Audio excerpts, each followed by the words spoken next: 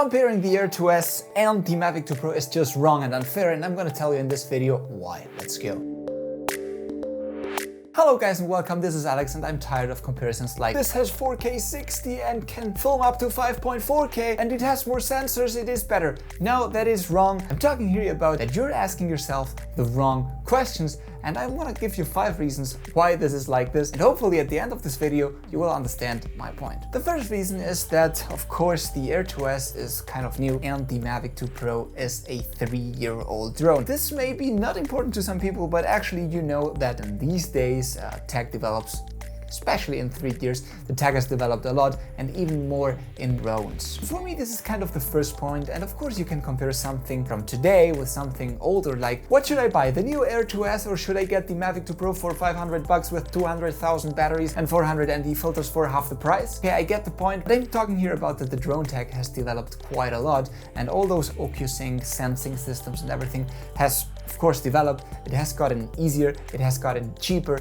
and overall it has gotten better. And I'm not really finished with this first point, but the second point is actually that the Air2S should not be compared with the Mavic 2 Pro. It should actually be compared with the upcoming Mavic 3 or Mavic 3 Pro. By the way, we don't really know if it's happening, but all seems like it will be happening sometime later this year. And with that, I mean that back in 2018, which is 3 years ago, when DJI launched the Mavic 2 Pro, it was top specs, it was an amazing drone. It is for me still one of the best drones that DJI has made, but it was not even their top drone. The Phantom drones were on top of this drone. It had a better image quality. It had some other things that were still superior than the Mavic 2 Pro. So when I'm talking about the Air2S comparing to the Mavic 3, imagine what DJI is capable of doing now with their top specs drone, an upcoming Mavic 3. Now even that we know that the Phantom line seems to have, completely vanished.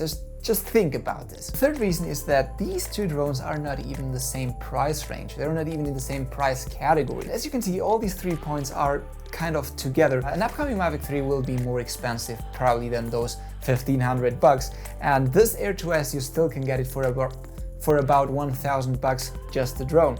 So we can expect for sure a really noticeable difference in terms of tech between the Air2S and an upcoming drone. And the problem is that people tend to think that because the Air2S has some newer tech and has more resolution and can shoot in 4K 60, it is at least same or even better than the Mavic 2 Pro, where that is not even true or necessarily the most important.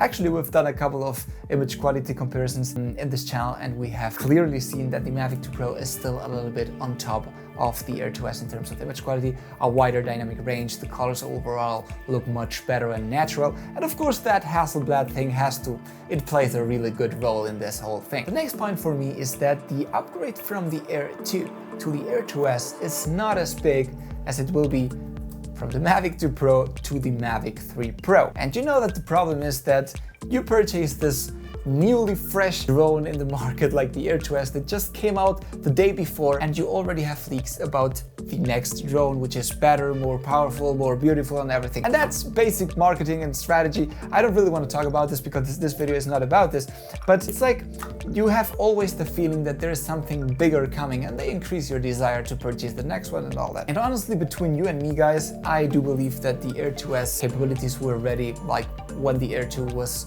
released, but they decided to include that one step in between by releasing the Air 2, which was a capped Air2S. Between you and me guys. The fifth point is one of the real questions that you gotta ask yourself guys is it worth for me waiting for the Mavic 3? What will that drone be able to deliver to me? I mean, is it really necessary in my life that I have that 8 or 6K now that I have my amazing 4K screen? Will I really need that? Will the sensor, the image sensor in this case that I'm really excited about, be bigger than 1 inch? Will it be the micro 4/3 or 4/3, whatever? This is gonna be the real question. Do you really need that? And this, guys, is the summary and the point where I wanted to get. You should not be asking, should I get the Air2S or should I get the Mavic 2 Pro? The question you gotta ask yourself is, what am I gonna be using the drone for? And by that I mean, am I gonna do paid jobs? I mean, the drone will make me earn some money.